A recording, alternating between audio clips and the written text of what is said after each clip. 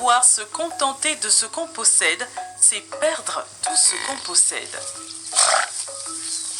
Il y avait l'abondance et l'opulence sur la savane.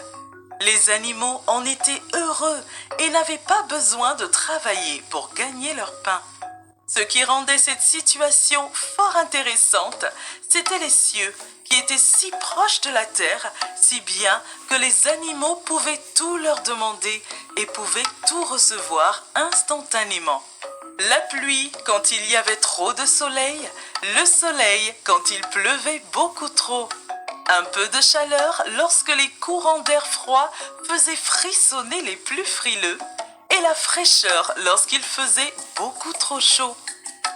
L'eau et la nourriture ne vinrent jamais à manquer dans la savane.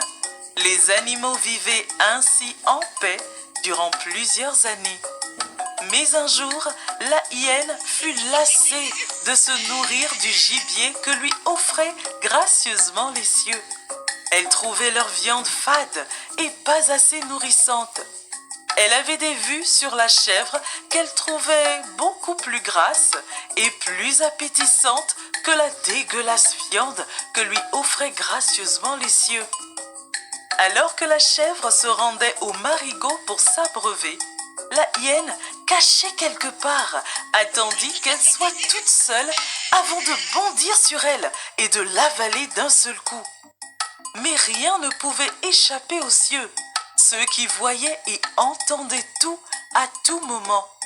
La hyène fut reconnue coupable de meurtre.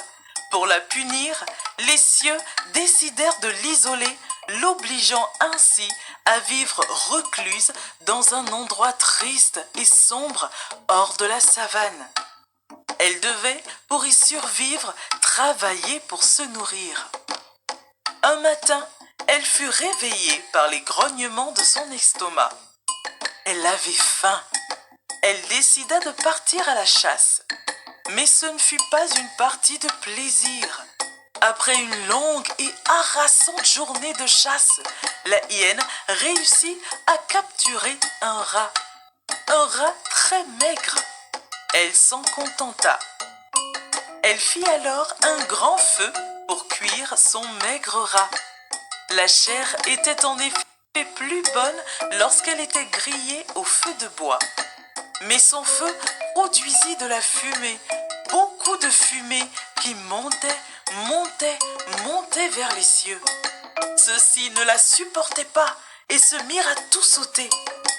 Pour rester hors de portée de la fumée, ceux-ci se montèrent un peu plus haut. La hyène l'avait compris.